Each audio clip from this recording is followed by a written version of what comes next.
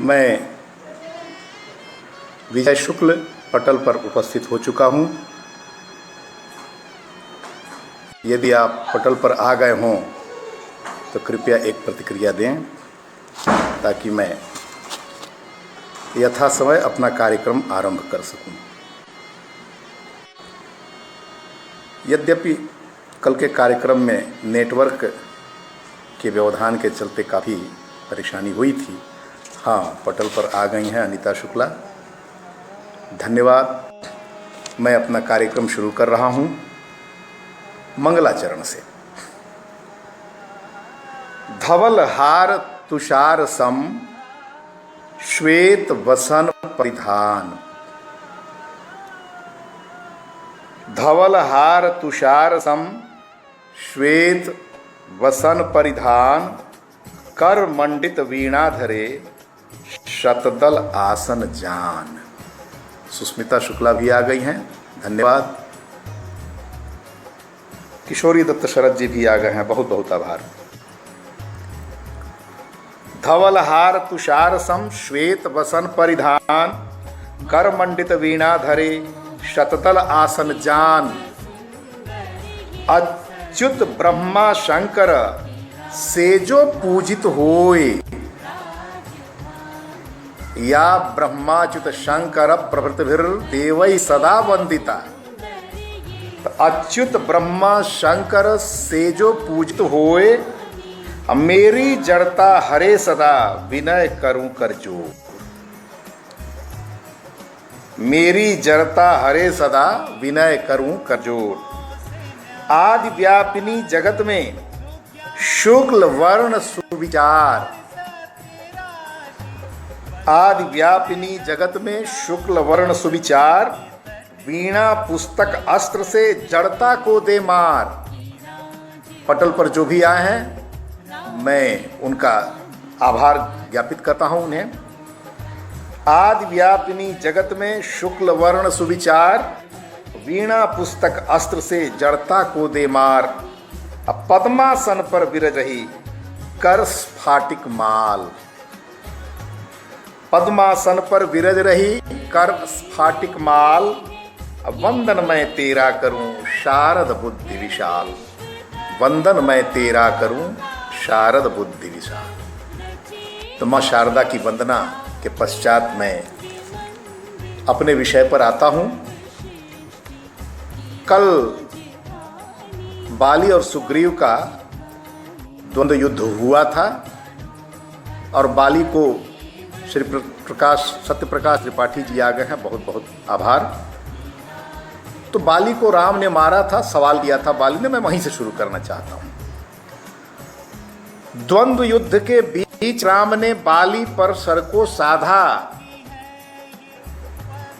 द्वंद्व युद्ध के बीच राम ने बाली पर सर साधा। घायल बाली ने पूछा पर मेरा क्या अपराधा। द्वंद्व युद्ध के बीच राम ने बाली पर सर साधा। घायल बाली ने पूछा पर मेरा क्या अपराधा। अनुज वधु भगनी सुतनारी ये कन्या समचारी। लालच के नयनों से देखा यही पाप है भारी।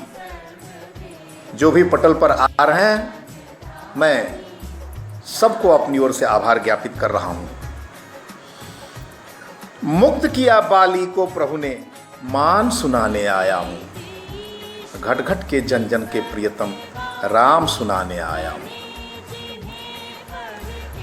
अब बाली वध के बाद की जो घटना घटी, राम ने स्वयं लक्ष्मण को भेजा और सुग्रीव का राज तिलक कराया लक्ष्मण से, और वहीं अंगद को युवराज के पद पर अभिषिक्त किया गया, उन्हें युवराज घोषित किया गया। देखिए, राज्यारोहण हुआ सुकंठ का बाली सुत युवराज। बाली सुत युवराज किष्किंधा सजने लगा हर्ष प्रफुल्लित राज। इधर राम ने वर्षा ऋतु में खोजा नया बसेरा। चूंकि वर्षा ऋतु आ गई थी तो अब उतने दिनों तक तो प्रतीक्षा करनी ही थी। तो इधर राम ने वर्षा ऋतु में खोजा नया बसेरा। अपर्ण युक्त प्रश्रवण सघन वन में ही डारा डेरा। इधर राम ने वर्षा ऋतु में खोजा नया बसेरा, पर्ण युक्त प्रश्रवण सघन वन में ही डाला डेरा। अशांत चित्त गंभीर हृदय का भान कराने आया हूं, घटघट के जन जन के प्रियतम राम सुनाने आया हूं, घटघट के जन जन के प्रियतम राम सुनाने आया हूं। राज मोद हर्षातिरेक में सुग्रीव लीन इतराया। अब बीच की स्थिति ऐसी आ गई, वर्षा के मौसम में श्री रमेश सिंह जी भी आ गए हैं, बहुत बहुत आभार। वर्षा ऋतु की प्रतीक्षा करनी थी। अब इधर सुग्रीव को राजा का पद मिल गया। अब वो भूल गए कि अग्नि को शपथ लेकर दोनों ने जो मित्रता की थी, तो सुग्रीव का भी कोई न कोई कर्तव्य था ना। बाली राम का कर्तव्य तो पूरा हो चुका, सुग्रीव का कर्तव्य तो शेष था। लेकिन वर्षा बीतने के बाद, शरद ऋतु आने के बाद भी सुग्रीव राजमद में ही खोए रह गए। तब राम ने लक्ष्मण से कहा कि उसे कुछ याद दिलाओ, डांट डपट पर करना अधिक की आवश्यकता नहीं है। तो अब यहां उसी की चर्चा मैं कर रहा हूं। राजमोद हर्षातिरेक में सुग्रीव लीन इतराया, असिया खोज का भार उसे स्मरण तनिक नहीं आया। सीता को खोजने का भार था सुग्रीव के ऊपर और वो भूल गया। तो वही राजमोद हर्षातिरेक में सुग्रीव लीन इतराया, सिया खोज का भार उसे स्मरण तनिक नहीं आया। लखन लाल से कहा राम ने जाकर याद दिला दो, अब बाली वध की घटना का भी थोड़ा भान करा दो। जाकर बता देना कि बाली को जब मारा गया तो आगे भी ऐसा हो सकता है।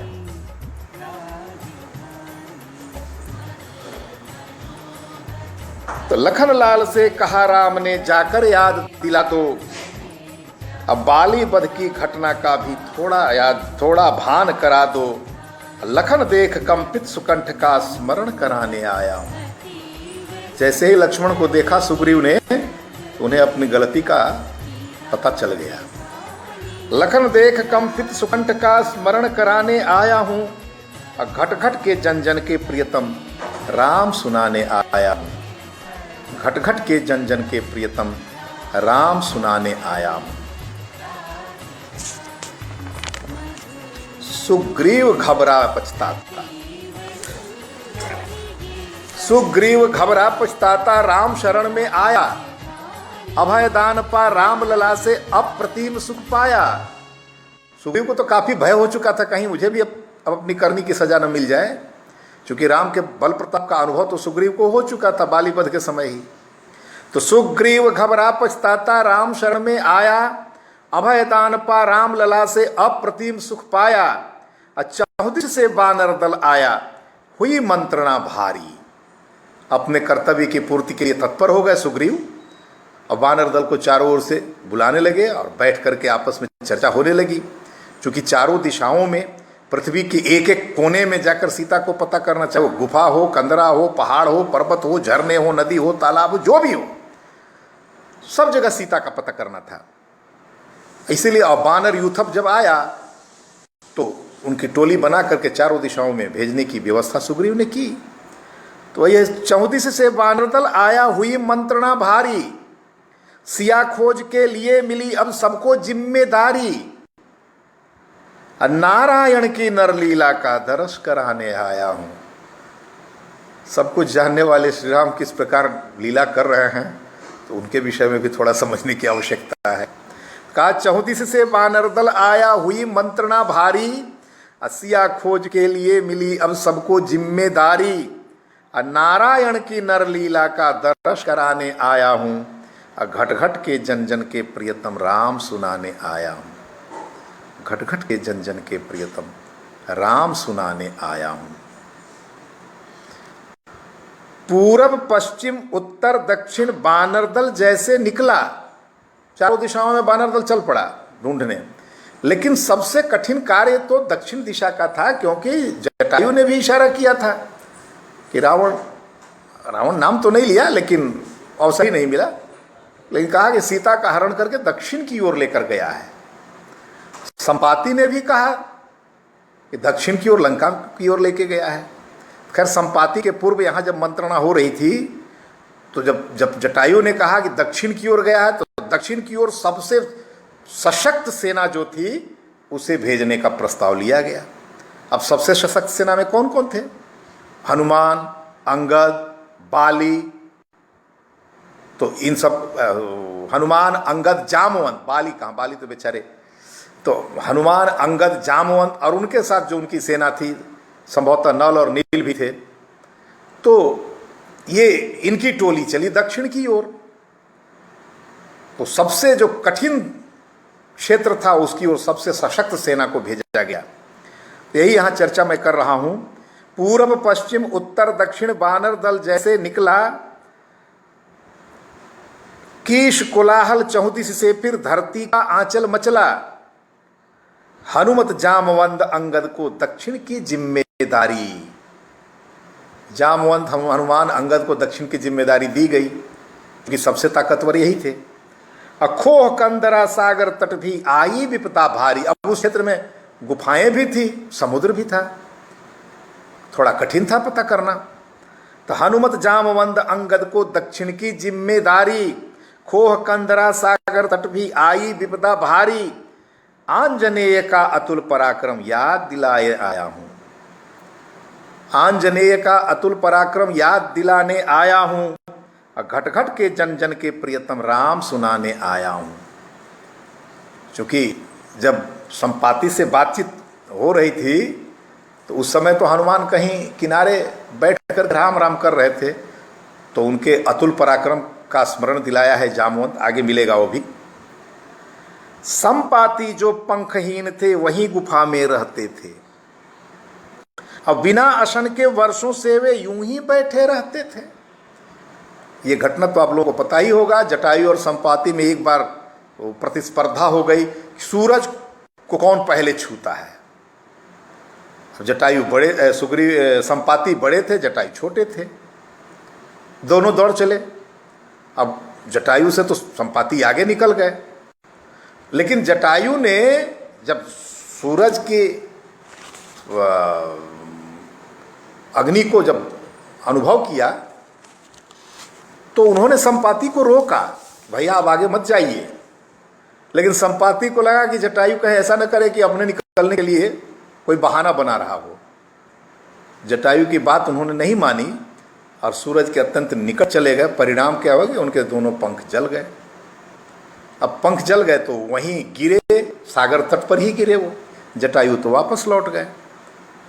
तो ऐसी परिस्थिति में उसी कंदरा में रहते थे संपाति, और चूंकि पंख थे नहीं तो उनको भोजन कौन देता।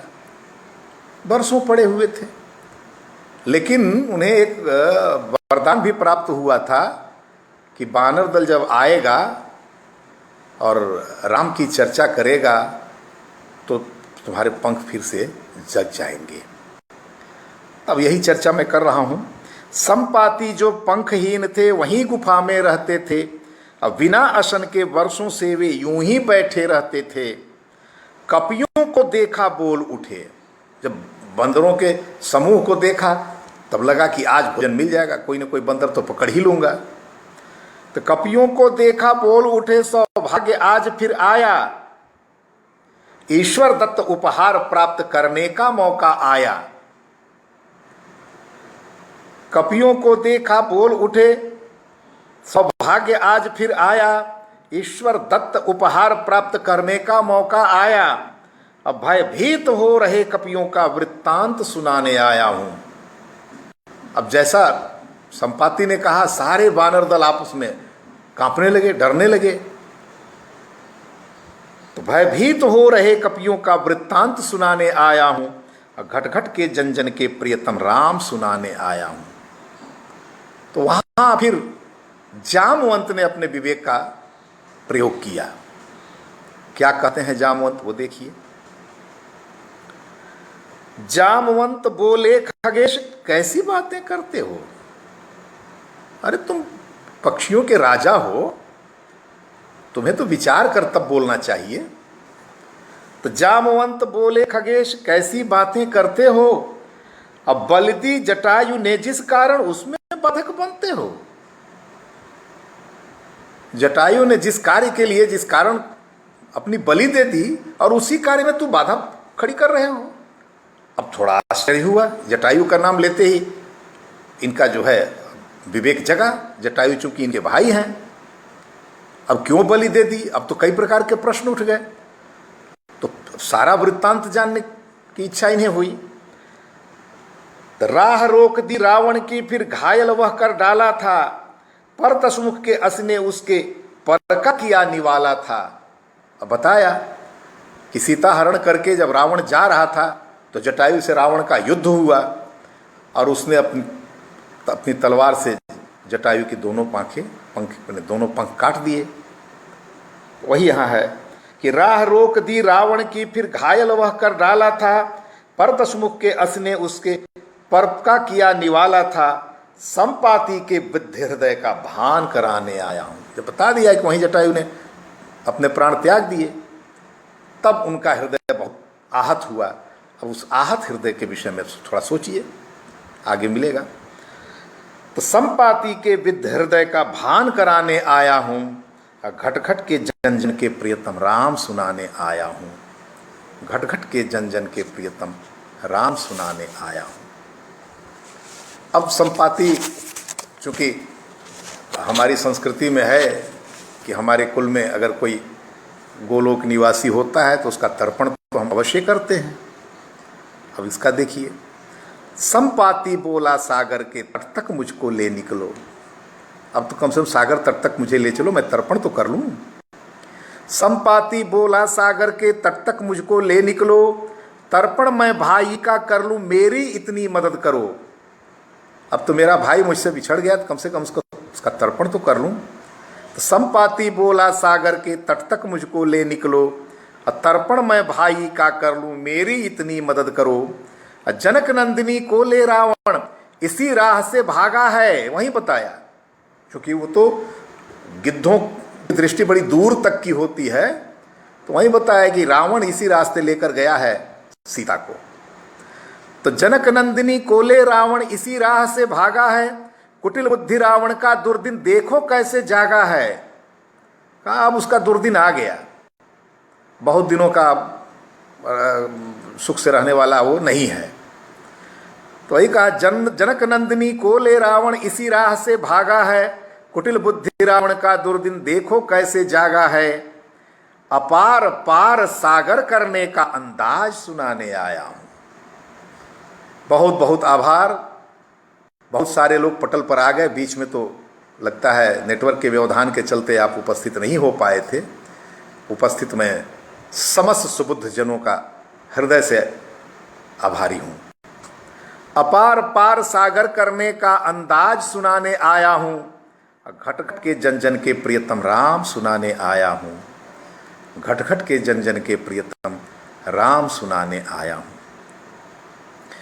कपितल लगा मंत्रणा करने, सागर पार करेगा कौन। अब तो ये बड़ी कठिनाई थी जी। सारे लोग उपस्थित हैं, मैं देख रहा हूं, इसीलिए समवेत रूप में सबको अपनी ओर से आभार ज्ञापित करता हूं।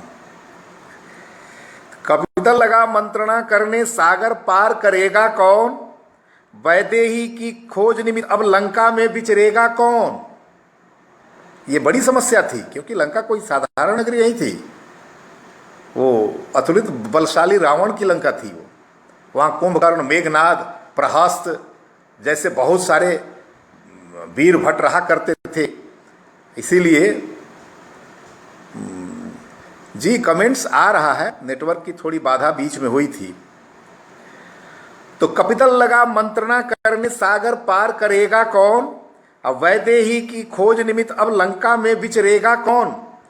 अंगद बोला जा सकता हूं, बाली का बेटा था, वीर बलि का बेटा था, वो कोई साधारण नहीं था अंगद का। अंगद बोला जा सकता हूं, लौट नहीं पाऊंगा मैं। दरअसल अंगद और अक्ष कुमार दोनों एक साथ पढ़ते थे और ऐसे ही बिना किसी कारण के अंगद अक्ष कुमार को पीट दिया करता था। तो गुरुजी ने गुस्से में आकर कहा कि अब अगर अंगद का अरे अक्ष कुमार को तूने मारा तो तुम धरती पर रह नहीं पाओगे, एक शाप दे दिया। अब यही अंगद के सामने एक बड़ी बाधा हो गई। वही कहा कि कपिदल लगा मंत्रणा करने सागर पार करेगा कौन, वैदेही की खोज निमित्त अब लंका में विचरेगा कौन। अंगद बोला जा सकता हूं लौट नहीं पाऊंगा मैं। अंगद ने कहा मैं तो चला जाऊंगा, खोज भी लूंगा, सब कुछ कर लूंगा, लेकिन मैं वापस नहीं आ पाऊंगा, क्योंकि स्वाभाविक है जाऊंगा तो अक्ष कुमार से मेरा युद्ध होगा और युद्ध में मैं मारा जाऊंगा, क्योंकि मुझे अभिशाप प्राप्त है।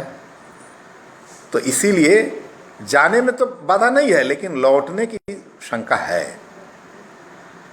अंगद बोला जा सकता हूं लौट नहीं पाऊंगा मैं, रावण सुत अक्षय कुमार से पार नहीं पाऊंगा मैं।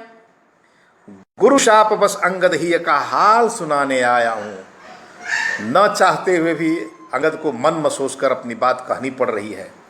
तो गुरु शाप बस अंगद का ही हाल सुनाने आया हूं, और घट घट के जन जन के प्रियतम राम सुनाने आया हूं। घट घट के जन जन के प्रियतम राम सुनाने आया हूं। समस्त उपस्थित प्रबुद्धजनों को मैं अपनी ओर से धन्यवाद ज्ञापित करता हूं। बड़े मनोयोग से आप सुन रहे हैं, बहुत सारे लोग आ गए हैं, बहुत अच्छा लग रहा है, और लग रहा है कि मुझे और बोलना ही चाहिए, और बोलना चाहिए। राम नाम में जप में रत हनुमत। अब हनुमान की स्थिति तो अजीब थी। हनुमान को राम के सिवा और किसी से मतलब ही नहीं था। कौन क्या कर रहा है क्या नहीं कर रहा है कोई मतलब नहीं, बस सिर्फ राम से लेना देना था। उसमें राम का नाम आ ही नहीं रहा था।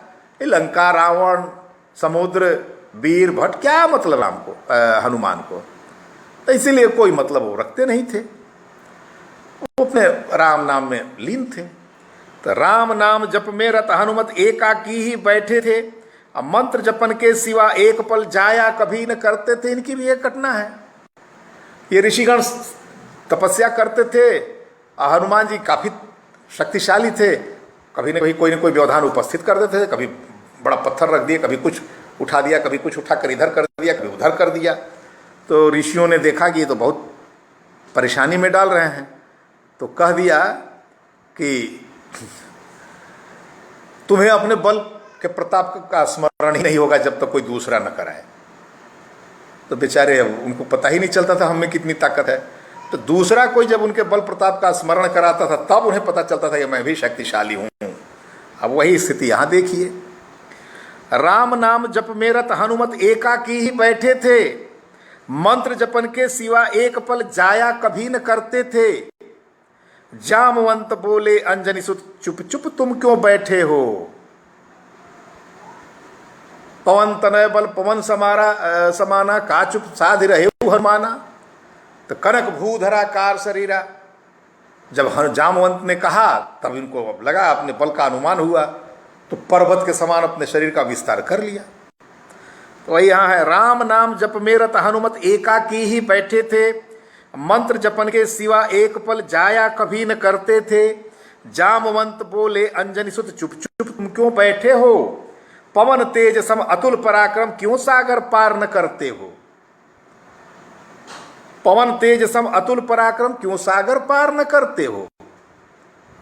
तब उनको लगा कि हाँ अब हमें कुछ करना चाहिए। भुज विशाल करते हनुमत का बल थाह कराने आया हूं। जैसे ही ललकारा जामवंत ने तो इन्होंने अपनी भुजा बढ़ा ली। अब उनके बल का अनुमान कराने के लिए मैं यहां आया हूं। तो भुज विशाल करते हनुमत का बल थाह कराने आया हूं।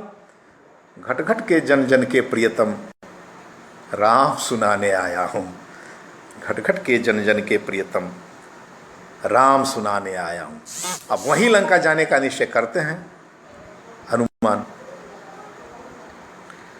हनुमत बोले जामवंत से मैं लंका को जाता हूं। तुरंत लंका जाने का निर्णय कर लिया हनुमान ने। हनुमत बोले जामवंत से मैं लंका को जाता हूं, सिया खोज सह राक्षस बल का अंदाज पता कर आता हूं। सह मतलब यहां साथ है, सहन करना नहीं।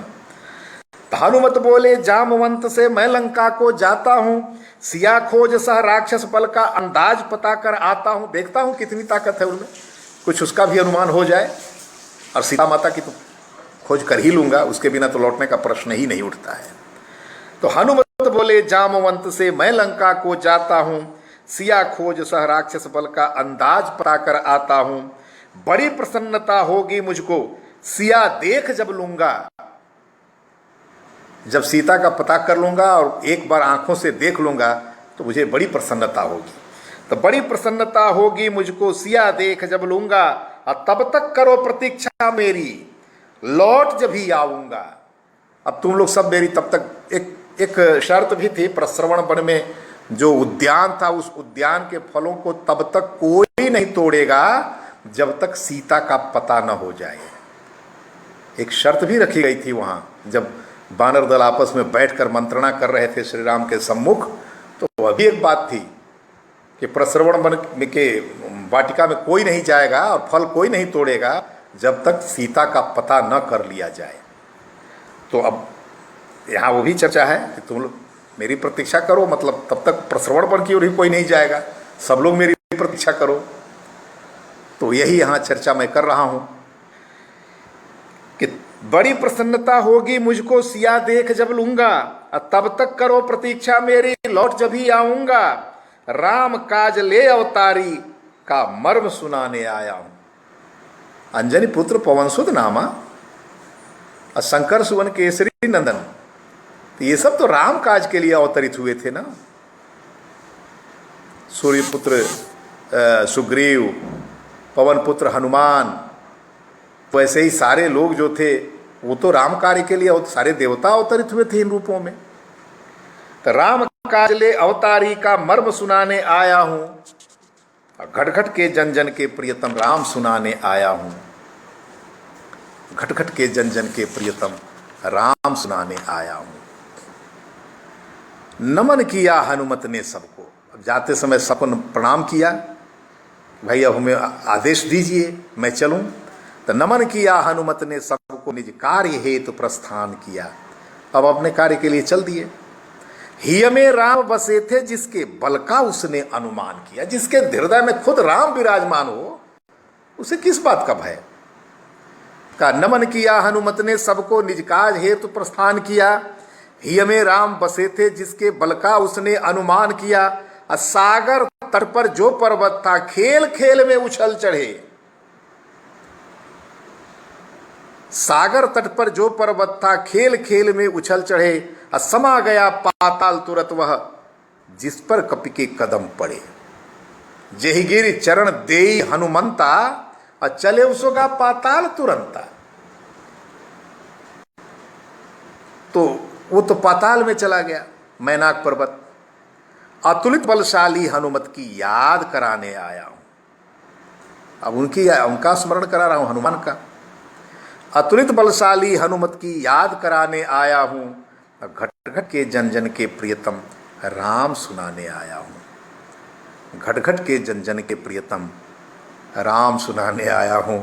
रमेश सिंह जी आपकी जय हो। देवों ने देखा हनुमत को, लंका को प्रस्थान किया। मैं एक बार पुनः सबसे निवेदन करता हूं, पटल पर जो भी है इसको शेयर जरूर करें, क्योंकि ये राम काज है, मेरा कार्य नहीं है। प्रमिला शर्मा जी आ गई हैं, मैं नमस्कार करता हूं, आप सभी शेयर जरूर करें। देवों ने देखा हनुमत को, लंका को प्रस्थान किया। बुद्ध विवेक के परख हेतु मिलकर सबने अवधान किया। अब देवताओं को लगा कि भाई इनके पराक्रम की जानकारी होनी चाहिए, इनके पराक्रम की परख होनी चाहिए, तो यहीं परीक्षा ले लो। लंका में जाने के बाद परीक्षा लेने से क्या होगा, जाते समय ही परीक्षा ले लो। तो देवों ने देखा हनुमत को, लंका को प्रस्थान किया। बुद्ध विवेक के परख हेतु मिलकर सबने अवधान किया। सर्पों की माता सुरसा को ज्ञान परीक्षा को भेजा। कपि को देखा देवों ने, उदर भरण को तुमको भेजा। जब सुरसा देख रही है, आज सुरन मह दीन हारा, सुनत बचन कह पवन कुमारा। राम दूत मैं राम काज कर फिरी मैं आवो, और सीता कई सुधि प्रभु सुनावो, और तब तब बदन पैठियऊ जाई, सत्य कहूँ मोई जान दे माई। बेचारे विनती कर रहे हैं सुरसा से, माँ मुझे जाने दो, मैं खुद तुम्हारे मुंह में समा जाऊंगा, लेकिन अभी तो सीता का पता करने जा रहा हूं ना, जाने दो। लेकिन जब वो नहीं मान रही है तब उनकी प्रतिभा को देखिए। सर्पों की माता सुरसा को ज्ञान परीक्षा को भेजा, कपि को देख कहा देवों ने उदर भरण को तुमको भेजा। ये देवताओं ने बड़ी दिनों से भूखी हूं मैं, आज पेट भरने के लिए तुमको भेजा है। प्रतिभाशाली की प्रज्ञा का भान कराने आया हूं। अब कोई साधारण तो थे नहीं हनुमान, बड़े पहले ही कहा गया है वंदे विशुद्ध विज्ञान। ये विशुद्ध विज्ञानी थे, प्रतिभाशाली थे। अब यहाँ एक प्रश्न आता है, प्रतिभा क्या चीज है? और एक प्रज्ञा भी प्रश्न आ गया, प्रज्ञा क्या चीज है? बड़ी चर्चा होती है, वो बहुत प्रतिभाशाली है, लेकिन प्रतिभा की परिभाषा ही नहीं मालूम हमें। तो प्रतिभा क्या है? प्रतिभा नव नवोन्मेष शालिनी प्रज्ञा मता। प्रतिभा नव नवोन्मेष शालिनी प्रज्ञा मता। कैसी प्रज्ञा? कोई सामान्य प्रज्ञा नहीं, नई नई खोज में लगी हुई प्रज्ञा को ही प्रतिभा कहते हैं। अब एक प्रश्न और आ गया, तब प्रज्ञा क्या है? पहले प्रज्ञा को समझा जाए तब तो प्रतिभा को समझेंगे, क्योंकि पहले ही कह दिया नई नई खोज में लगने वाली प्रज्ञा को प्रतिभा कहते हैं। तो जब नए नए उन्मेष में लगने वाली प्रज्ञा को प्रतिभा कहते हैं, तो पहले प्रज्ञा को समझे तब तो प्रतिभा को समझेंगे। तो कहा प्रज्ञा सदसद विवेकिनी बुद्धि प्रज्ञा। प्रज्ञा क्या है? सत और असत दोनों का विवेक करने वाली बुद्धि को प्रज्ञा कहते हैं, है ना। ये बुद्धि जो है वो तो चंचला है, कुछ भी कर सकती है। बुद्धि को सत और असत का ज्ञान नहीं होता है, बस ज्ञान। बुद्धि मतलब ज्ञान। लेकिन अब ज्ञान भी अगर अच्छे और बुरे का अंतर समझने लगे तो वो प्रज्ञा हो गई फिर। तो सद असत विवेकिनी बुद्धि प्रज्ञा, प्रतिभा नव नवोन्मेष शालिनी प्रज्ञा मता। ये है प्रतिभा, ये है प्रज्ञा, और बुद्धि को तो आप जान ही रहे हैं। तो ये देवों ने देखा हनुमत को, लंका को प्रस्थान किया, बुद्धि विवेक के परख हेतु मिलकर सबने अवधान किया। सर्पों की माता सुरसा को ज्ञान परीक्षा को भेजा, कपि को देख कहा देवों ने उदर भरण को तुमको भेजा। प्रतिभाशाली की प्रज्ञा का भान कराने आया हूं। अब कितनी प्रतिभा हनुमान में थी यही पता चल जाएगा। सुरसा के साथ जो इनका चल रहा है द्वंद्व, उसी से पता चल जाएगा इनकी प्रतिभा का। तो प्रतिभाशाली की प्रज्ञा का भान कराने आया हूं, और घट घट के जन जन के प्रियतम राम सुनाने आया हूं। घट घट के जन जन के प्रियतम राम सुनाने आया हूं। कपि ने कहा सुनो हे माता, सिया खोज को जाता हूं। कहा मां मैं सीता का खोज करने जा रहा हूं, जाने दो मुझको। कपि ने कहा सुनो हे माता, सिया खोज को जाता हूं, सुंदर सुखद समाचार को आकर प्रभु को सुनाता हूं। श्री राम को सीता हरण की सूचना दे दूं, सीता का पता करके, उसके बाद फिर तुम जो कहो मैं सब करूंगा। खुद आकर तेरे मुख में मैं पेट उदर भर जाऊंगा। मां मैं तेरे मुंह में खुद समा जाऊंगा, तेरा पेट भर दूंगा, मुझे जाने दो। खुद आकर तेरे मुख में मैं पेट उदर भर जाऊंगा, सच कहता हूं जाने दो तुम अपना वचन निभाऊंगा। सत्य कहो मोई जान दे माई, तव तव बदन पैठियऊ आई, असत्य कहो मोई जान दे माई। स्वयं कहा कि मैं खुद आ जाऊंगा, तुम्हारे पेट में समा जाऊंगा, मुझे जाने दो। लेकिन यहां क्या हुआ? नहीं मानती तब हनुमत का काम सुनाने आया हूं। जब नहीं मानती तब हनुमत ने कौन कौन सा काम किया वो भी सुन लीजिए। तो नहीं मानती तब हनुमत का काम सुनाने आया हूं, घट घट के जन जन के प्रियतम राम सुनाने आया हूं। घट घट के जन जन के प्रियतम राम सुनाने आया हूं। कपि ने कहा पकड़ ले मुझको, तो ठीक है। कवने जतन कहा नहीं माना, तो ग्रससी न मोहि कहा हनुमाना। तब पकड़ लो मुझको। कपि ने कहा पकड़ ले मुझको, योजन मुख विस्तार किया। 1 योजन मतलब 4 कोस, 4 कोस मतलब 8 मील, 8 मील मतलब लगभग 1.5 किलोमीटर का 1 मील। तब जोड़ लीजिए कितना बड़ा शरीर फैलाया सुरसा ने। तो योजन, कवि ने कहा पकड़ ले मुझको, योजन मुख विस्तार किया। अब पलक झपकते ही कपिपति ने बदन दुगुन विस्तार किया। पलक झपकते ही कपिपति ने बदन दुगुन विस्तार किया। 16-32 जब सुरसा ने फैलाया मुख 7 योजन, 16 इन्होंने, 32 उन्होंने, तो फिर 64। तो उसके बाद तब लगा कि नहीं, इससे काम नहीं चला, तो 100 योजन मुख फैला दिया। अभी थोड़ा कल्पनातीत लगता है, लेकिन फिर भी तो 16-32 जब सुरसा ने मुख फैलाया मुख 7 योजन, तो मुख में बैठ निकल गए कपि जब लघुतम निज कर लिया वदन। मुख में बैठ निकल गए कपि। यही देखिए प्रतिभाशाली की प्रतिभा यहां सामने आ गई। कितने प्रज्ञावान थे, क्योंकि युद्ध तो करना नहीं था सुरसा से, लेकिन सुरसा को, उसके अहंकार को तोड़ना भी था। तो जब 100 योजन की हो गई तो बहुत छोटा सा रूप धारण करके, और देखिए बड़ी तेजी से जाते हैं, मुंह में पैठ करके निकल जाते हैं। भाई तुम्हारे मुंह में तो मैं चला गया, अब तू नहीं पकड़ पाई तो मैं क्या करूं। तो वही कहा 16-32 जब सुरसा ने फैलाया मुख 7 योजन, मुख में बैठ निकल गए कपि जब लघुतम निज कर लिया वदन। पा आसी हर्षित कपि का, आसी ही शब्द है, पा आसी हर्षित कपि का अभियान सुनाने आया हूं। एक परीक्षा में तो पास कर गए, उत्तीर्ण हो गए। तो देवताओं को बड़ी प्रसन्नता हुई कि नहीं, तब तो हनुमान आगे अपना कार्य सिद्ध कर लेंगे। तो रश्मि सक्सेना जी आई हैं, मैं उनको आभार ज्ञापित करता हूं। पा आसी हर्षित कपि का अभियान सुनाने आया हूं, और घट घट के जन जन के प्रियतम राम सुनाने आया हूं। घट घट के जन जन के प्रियतम राम सुनाने आया हूं।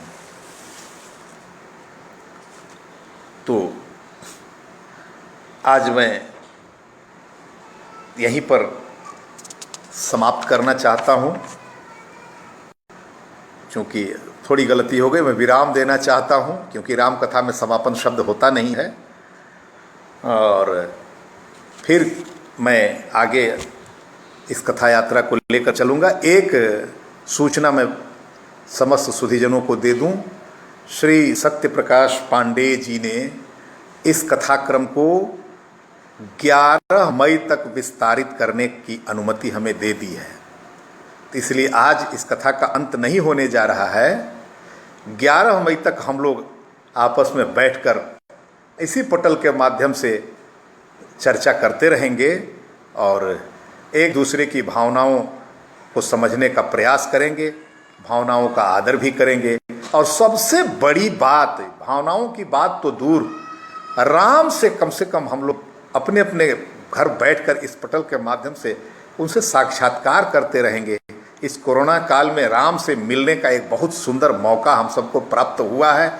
मैं निवेदन करता हूं, हम लोग इस मौके को दोनों हाथ से लपक लें, इस मौके को जाने न दें, और इसी तरह हम लोग बैठकर राम चर्चा में अपने थोड़े से कालखंड को लगाएं, ताकि राम चर्चा के माध्यम से इस समाज में अगर किसी प्रकार की कुछ बातें भी हों तो उसको दूर करने का प्रयास हम सब लोग मिलजुल कर करेंगे। आज बस इतना ही।